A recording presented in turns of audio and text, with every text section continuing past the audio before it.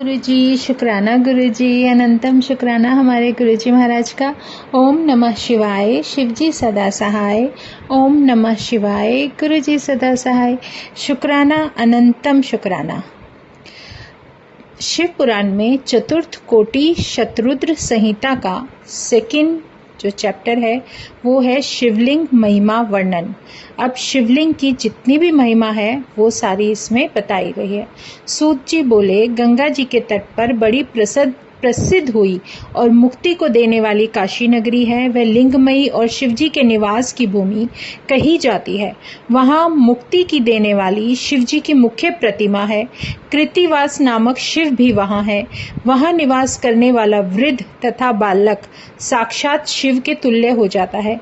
वहाँ तिल भांडेश्वर तथा अश्वमेघ नामक शिव हैं और गंगा सागर के संगम में संगमेश नाम वाले महादेव हैं।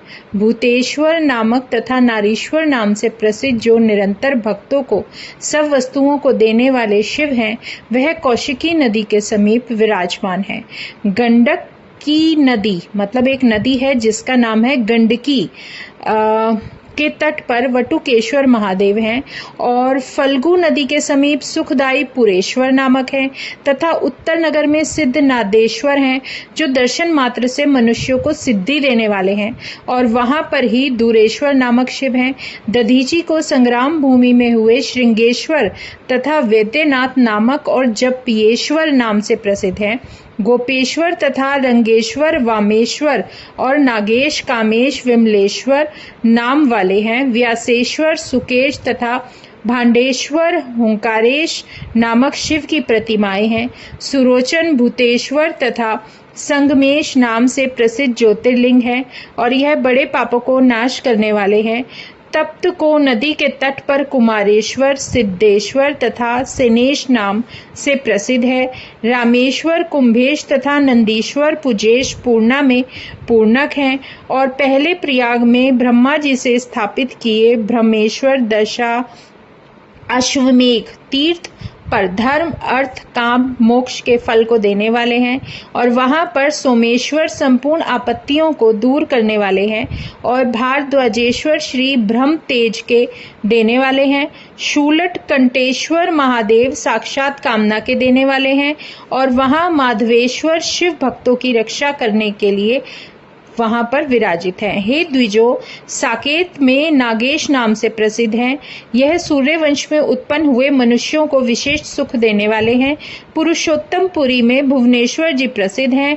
लोकेश नाम महालिंग संपूर्ण आनंद देने वाले हैं। कामेश्वर नामक शिव का ज्योतिर्लिंग है तथा गणेश जी परम शुद्ध करने वाले हैं और शुक्रेश्वर तथा शुक्र सिद्धि जी लोकों के हित की इच्छा से स्थापित हुए हैं। वटेश्वर नाम से प्रसिद्ध हुए शिवजी सब कामनाओं के फल को देने वाले हैं और सिंधु नदी के तीर से कपालेश्वर वक्रेश जी सब पापों को हरने वाले हैं। साक्षात शिव स्वरूप धोत पापेश्वर जी भीमेश्वर जी तथा सूर्येश्वर नाम से प्रसिद्ध है। नंदेश्वर जी संसार में पूजित हुए ज्ञान को देने वाले हैं। नाकेश्वर जी महापुण्य के देने वाले हैं और रामेश्वर भी महापुण्य फलदायक है। विमलेश्वर नामक तथा कंटकेश्वर और धर्तकेश जी पूर्ण सागर के संयोग से निकट हैं। चंद्रेश्वर जी चंद्रमा की कांति के फल को देने वाले हैं। सिद्धेश्वर सब मनोरथ सिद्ध करने वाले हैं। बिल्वेश्वर तथा अंधकेश जी विख्यात है। जहाँ पहले शिवजी ने अंधक दैत्य को मारा था, शिवजी के अपने अंश से यही स्वरूप धारण करने हेतु यहाँ स्थिति की है और शरणेश्वर से प्रसिद्ध हो संसार को नित्य सुखदायक हुए हैं। कर्दमेश जी तथा कोटिश नाम वाले और अर्बुद पर्वत पर अचलेश जी विख्यात हैं और सदा लोकों को सुखदायक हैं। कौशिकी नदी के समीप नागेश्वर जी नित्य विराजमान है तथा अनंतेश्वर जी कल्याण के शुभ पात्र हैं। योगेश्वर जी तथा वैद्यनाथ जी और कोटेश्वर जी सप्तेश्वर जी विख्यात हैं और भद्र नामक साक्षात शिव जी भद्रेश्वर नाम से प्रसिद्ध है और चंडीश्वर तथा संगमेश्वर नाम से विख्यात है। पूर्व दिशा में विराजमान हुए जो शिवजी के ज्योतिर्लिंग हैं तथा और जो भी सामान्य मूर्ति हैं उन सब को आपसे वर्णन किया। अब दक्षिण दिशा की ओर जितने ज्योतिर्लिंग हैं हे मुनि श्रेष्ठ, उन सब का वर्णन मैं तुमसे करता हूँ। अब थर्ड चैप्टर है अत्रि अनुसुईया तप वर्णन। सूत जी बोले, ब्रह्मपुरी में चित्रकूट पर्वत पर ब्रह्मा जी ने स्थापित किया सब कामना को पूर्ण करने वाला मत गजेंद्र नामक ज्योतिर्लिंग है और उसके पूर्व दिशा में कोटिश लिंग सब वरों को देने वाला है और गोदावरी नदी से पश्चिम की ओर पशुपति नामक लिंग है और दक्षिण दिशा में अत्रीश्वर महादेव संसार के उपकार करने के निमित्त तथा अनसुईया को सुख देने के अर्थ स्वयं प्रकट हुए साक्षात शिवजी ने अपने अंश से रूप धारण कर वर्षा के अभाव में सब मनुष्यों को जिलाया। ऋषि बोले, हे बड़े भाग्यवान सूत जी, हे सुंदर व्रत धारिण, यहाँ किस प्रकार परम दिव्य रूप अत्रीश्वर नामक शिव प्रकट हुए, सो ठीक ठीक कहो। सूत जी बोले, हे श्रेष्ठ ऋषियों, आपने बहुत श्रेष्ठ प्रश्न किया। मैं सुंदर कथा कहता हूँ जिस कथा को सुनकर मनुष्य निश्चय ही पापों से छूट जाता है। दक्षिण दिशा की ओर चित्रकूट पर्वत के समीप कामद नामक बड़ा वन है। वह श्रेष्ठ तपस्वियों को सुख देने वाला है। वहाँ ब्रह्मा के पुत्र अत्रि ऋषि स्वयं अनुसुईया के सहित अति कठिन तप करते थे। हे मुने, वहाँ एक समय देव योग से जीवों को दुखदायक भयानक 100 वर्ष की अनावृष्टि हुई। हे ऋषियों, संपूर्ण वृक्ष सब पत्ते और फल सूख गए, कहीं नाम मात्र भी जल नहीं दिखता था। ठंडी हवा कहीं नहीं चली, 10 दिशाओं में गर्म पवन चलने लगी। संपूर्ण पृथ्वी पर अति दुखदायक बड़ा हाहाकार मच गया। प्राणियों के उस सब हाहाकार को देखकर पतिव्रता अत्रि ऋषि की स्त्री अपने स्वामी अत्रि ऋषि से यह बोली कि मुने, अब अनावृष्टि का दुख नहीं सहा जाता। यह सुनकर उस समय मुनि श्रेष्ठ अत्रि जी 3 बार प्राणायाम करके स्वयं आसन बांध समाधि में स्थित हुए ज्ञानी मुनि श्रेष्ठ अत्रि ने अपनी आत्मा में स्थित परम ज्योति स्वरूप निर्विकार शिवजी का आत्मा से ध्यान किया। स्वामी अत्रि जी के ध्यान करने पर अन्न के बिना दुखी हो उनके शिष्य अपने गुरु अत्रि मुनि को छोड़कर अन्यत्र चले गए। तब वह पतिव्रता अनुसुईया अकेली रह गई और नित्य ही उन मुनि श्रेष्ठ की आनंद के साथ सेवा करती थी और सुंदर पार्थिव लिंग को बनाकर मंत्रों से विधि पूर्वक मानस उपचारों से शिवजी को पूजती और उनकी बारंबार सेवा करके भक्ति से स्तुति करती थी। हाथ बांधे हुए स्वामी शिव की प्रदक्षिणा करके दंडवत प्रणाम करती थी। वह श्रेष्ठ आचरणशील मुनि अत्रि जी की स्त्री शिव की ऐसी भक्ति करती थी कि उस समय संपूर्ण दानव दैत्य ने उस सुंदरी अनुसुईया को देखा। जैसे अग्नि को देख दूर स्थित रहते हैं उसी प्रकार उनके तेज से व्याकुल होकर दूर चले गए। अत्रि जी तप तथा अनुसुईया शिवजी की सेवा करने लगी। हे विपेंद्रो, उस समय वह देवी मन, वाणी और काया से शिवजी की विशेष सेवा करती थी जब तक कि वह मुनि प्राणायाम में तत्पर रहते थे। इस प्रकार वे दोनों अपने अपने कार्य में चित्त लगाए हुए स्थित रहे। हे मुनि श्रेष्ठ, उस समय और कोई वहां स्थित न रहा। इस प्रकार कुछ समय बीतने पर अत्रि ऋषि परम ध्यान में ऐसे मगन हुए कि मानो कुछ भी चेतना नहीं और वह साध्वी अनुसुईया भी स्वामी शिवजी की ऐसी सेवा करती थी मानो और कुछ भी नहीं जानती है। उन अत्रि के तप से तथा उस अनुसुईया के शिवार्चन से संपूर्ण देवता तथा ऋषि गंगा आदि नदियां सब परम प्रीति से उन दोनों के दर्शन करने को आए। उनके तप तथा शिवजी की सेवा को देख बड़े आश्चर्य को प्राप्त हुए और अत्रि तथा अनुसुईया की श्रेष्ठ अद्भुत भजन को देखकर परस्पर कहने लगे कि अत्रि जी का तप तथा अनुसुईया जी का भजन, इन दोनों में किसका तप व भजन विशेष है।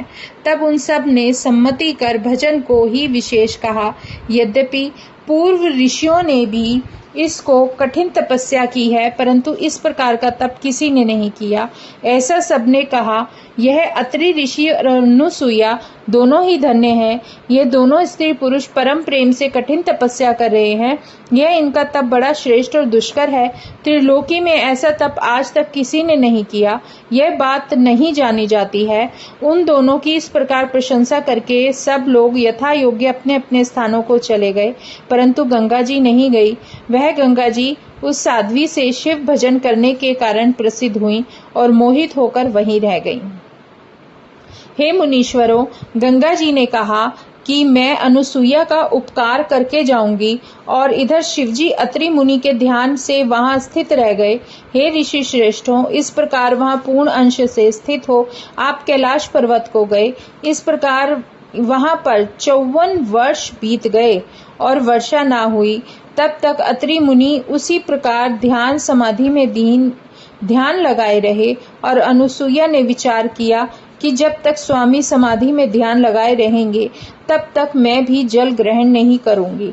इस प्रकार ऋषि के तप में स्थित होने पर अनुसुईया के भजन करने पर जो हुआ वह सुनो। 4th चैप्टर है अत्रीश्वर महात्म्य वर्णन। सूत जी बोले, किसी समय जब वह वेद के जानने वालों में श्रेष्ठ ऋषि अत्रि जी समाधि से जागे, तब अपनी प्रिया से बोले कि जल लेकर आओ। तत्काल साध्वी अनुसुईया कमंडल को ग्रहण कर वन को चली और विचारने लगी कि जल कहाँ से लाऊं, मैं क्या करूं, कहाँ जाऊं, किधर से जल लाऊं। इस प्रकार विस्मय को प्राप्त हुई अनुसुईया को गंगा जी ने दर्शन दिए और अनुसुईया के पीछे पीछे जाती हुई सुंदर शरीर धारण किए। नदियों में श्रेष्ठ गंगा जी ने अनुसुईया से कहा। गंगा जी बोली, हे देवी, मैं तुमसे प्रसन्न हूँ। अब तुम कहाँ जाती हो यह बताओ। हे सुभगे, तुम धन्य हो, सत्य ही है, तुम्हारी आज्ञा पालन करूंगी। सूत जी बोले, हे ब्राह्मणों, उस समय उसका वचन सुनकर तपस्विनी अत्रि ऋषि की स्त्री चकित होकर प्रीति से बोली कि हे कमल पत्र के समान नेत्र वाली, तुम कौन हो और कहाँ से आई हो, सो अब कृपा कर कहो। सूत जी बोले, हे मुनीश्वरों, यह उस ऋषि की पत्नी के कहने पर दिव्य रूप वाली नदियों में श्रेष्ठ गंगा जी बोली, हे साध्वी, तुम्हारे पति की सेवा और तथा परमात्मा शिव की भक्ति और धर्म को देखकर तुम्हारे समीप स्थित हुई हूँ। हे पवित्र हास्य वाली, मैं गंगा नदी तुम्हारे भजन से वशीभूत होकर यहाँ प्राप्त हुई हूँ। जो इच्छा हो सो वर मांगो। सूत जी बोले, ऐसा गंगा जी के कहने पर साध्वी प्रणाम करके हाथ जोड़े आगे खड़ी होकर बोली, यदि तुम मुझसे प्रसन्न हो तो जल दो। ऐसा उसका वचन सुनकर गंगा ने कहा कि एक गड्ढा खोदो। यह सुन शीघ्र ही उसने गड्ढा खोदा और क्षण मात्र में उसमें गंगा जी प्रवेश कर गईं, और वह प्रवेश करते ही उसी समय जल रूपी हो गईं। तब अनुसुईया बड़े आश्चर्य को प्राप्त हो उसमें से जल लेने लगी। अत्रि मुनि की स्त्री अनुसुईया संसार के सुख के कारण उन दिव्य रूप वाली गंगा जी से यह वचन बोली। अनुसुईया बोली, हे गंगे, यदि तुम मुझसे प्रसन्न हो तो मुझ पर कृपा करो। जो तुम तब तक ऐसे ही स्थित रहो जब तक मेरे स्वामी न आए। सूत जी बोले, सब पुरुषों को सुख देने वाले अनुसुईया के वचन सुनकर अति प्रसन्न हुई गंगा जी बोली, हे निष्पापे, तू मुझे अत्रि को दे देना। ऐसा कहकर गंगा जी ने अपना जल नाश रहित किया और अनुसुईया उस दिव्य जल को अपने स्वामी को देकर आगे स्थित हुई। ऋषि ने प्रीति से विधि पूर्वक आचमन करके दिव्य गंगा जल का पान किया और सुख पाया। आश्चर्य की जो नित्य वो जल पीते थे ये वैसा नहीं था और ही प्रकार का था। ऐसा उन ऋषियों ने विचार कर चारों ओर देखा। सूखे वृक्षों को तथा सब दिशाओं को अति रूखा जल रहित देखकर ऋषि श्रेष्ठ अनुसुईया से बोले कि वर्षा तो अब तक नहीं हुई है। इतना उसका वचन सुनकर प्रिया ने कहा कि यह वर्षा नहीं है, अभी तक नहीं हुई। फिर ऋषि ने अपनी स्त्री से कहा कि तुमने जल कहाँ से प्राप्त किया। हे मुनीश्वरों, ऐसा ऋषि के कहने पर उस समय बड़े विस्मय को प्राप्त हुई अनुसुईया अपने मन में चिंता करने लगी कि यदि मैं निवेदन कर दूंगी तो मेरी अधिकता होगी, और यदि नहीं बताती हूँ तो पतिव्रत्य भंग होगा। दोनों बातें नहीं हो सकती। अब मेरा निवेदन करना योग्य है। ऐसा कहकर विचार ही कर रही थी कि ऋषि ने बार बार पूछा। तब शिवजी के अनुग्रह से बुद्धि पाकर वह पतिव्रता स्त्री बोली कि हे स्वामिन, सुनिए, जिस प्रकार हुआ सो सब वृतांत आपसे कहती हूँ। अनुसुईया बोली कि महादेव के प्रताप से तथा पुण्यों के यहाँ पर गंगा हमारे पुण्यों से यहाँ पर गंगा जी प्राप्त हो गई, उन्हीं का ये जल है। सूत जी बोले, उस समय वचन सुनकर ऋषि विस्मयचित होकर शिव को मन से स्मरण कर प्रीति से अपनी स्त्री से बोले। अत्रि बोले, हे प्रिय, हे सुंदरी, क्या तुम निस्संदेह सत्य वचन कहती हो? मैं ठीक नहीं मानता हूँ, कारण कि यह बात अति दुर्लभ है। हे शुभे, यह बात योगियों को तथा देवताओं को भी निरंतर दुर्लभ है, सो आज यह किस प्रकार हुआ, मुझे बड़ा आश्चर्य है। मैं इस प्रकार यदि देख लूंगा तो ही मानूंगा, किसी प्रकार नहीं मानूंगा। ऐसा वचन सुनकर अनसुईया अपने पति से बोली, हे मामुने, हे नाथ, यदि नदियों में श्रेष्ठ गंगा जी को देखने की इच्छा हो तो आप मेरे साथ चले। सूत जी बोले, ऐसा कहकर पतिव्रता पति को साथ ले शीघ्र शिव जी का स्मरण करती हुई वहां पहुंची जहाँ निर्मल गंगा जी बह रही थी। तब वह पवित्रता पतिव्रता ने वहां पति को गड्ढे में बहती हुई साक्षात दिव्य स्वरूप धारिणी गंगा जी के दर्शन कराए। मुनि श्रेष्ठ अत्रि जी वहां आकर ऊपर तक जल से पूर्ण सुंदर गड्ढे को देखकर बोले कि धन्य है, ऐसा लगता है क्या यह मेरा तप है अथवा और किसी का। ऐसा कहकर उस समय भक्ति से गंगा जी की स्तुति की और वहां मुनि ने उस निर्मल जल में अच्छी प्रकार स्नान किया और फिर आचमन करके बार बार स्तुति की। अनुसुईया ने भी निर्मल जल में उसी समय स्नान किया और इस प्रकार वह मुनि तथा अनुसुईया जी दोनों ही नित्य कर्म गंगा जी में करने लगे। तब गंगा जी अनुसुईया से बोली कि मैं अपने स्थान को जाती हूँ। यह सुनकर पतिव्रता ने फिर गंगा जी से कहा, हे देवेशी, यदि तुम मुझसे प्रसन्न हो तो मुझ पर तुम्हारी कृपा है तो हे देवी, इस तपोवन से में तुम निश्चल होकर निवास करो। बड़ों का यह स्वभाव होता है कि किसी को अंगीकार करके कभी नहीं छोड़ना। ऐसा करके हाथ छोड़कर बारंबार उनकी स्तुति करने लगी। ऋषि ने भी उसी प्रकार प्रार्थना की कि हे सरिद्वरे, तुम यहाँ निवास करो। हे देवी, हमको सानुकूल होकर सनात करो। मुनि तथा अनुसुईया का ऐसा वचन सुनकर प्रसन्न हुई नदियों में श्रेष्ठ गंगा जी अनुसुईया से कहने लगी। गंगा जी बोले कि यदि तुम अपने स्वामी के शिवार्चन रूप 1 वर्ष के फल को मुझे दे दो तो मैं देवताओं के उपकार के अर्थ यहाँ स्थित हो जाऊंगी। इस प्रकार मेरी संतुष्टि न दान से, न तीर्थ से करने से, न स्नान करने से और न यज्ञों से, न योग से होती है। जिस प्रकार मैं पतिव्रत धर्म से संतुष्ट होती हूँ, हे सती, पतिव्रता को देखकर जैसा मेरा मन प्रसन्न होता है वैसा और उपायों से नहीं होता है। यह सत्य कहती हूँ, पतिव्रता स्त्री को देखकर मेरा पाप नाश हो जाता है। पतिव्रता स्त्री पार्वती के समान पवित्र है। इस कारण यदि तुम कल्याण की इच्छा करती हो तो अपने पतिव्रत पुण्य के वर्ष भर के फल को संसार के हित के लिए दान करो, तो मैं वहां स्थिर रहूंगी। सूत जी बोले, ऐसा कहने का इतना उनका वाक्य सुनकर उस पतिव्रता अनुसुईया ने अपने वर्ष भर के सब पुण्य गंगा जी को दे दिए। बड़े पुरुषों का यह स्वभाव ही है कि वे दूसरों का हित करते हैं। यहाँ पर सुवर्ण, चंदन, गन्ने का रस दृष्टांत है। अनुसुईया का यह बड़ा पवित्र कर्म देखकर प्रसन्न हुए पार्थिव लिंग से प्रकट हुए शिव जी बोले, हे साध्वी पतिव्रते, मैं तेरा कर्म देखकर प्रसन्न हुआ। हे प्रिय, तू वर मांग कि तू मुझे अधिक प्यारी है।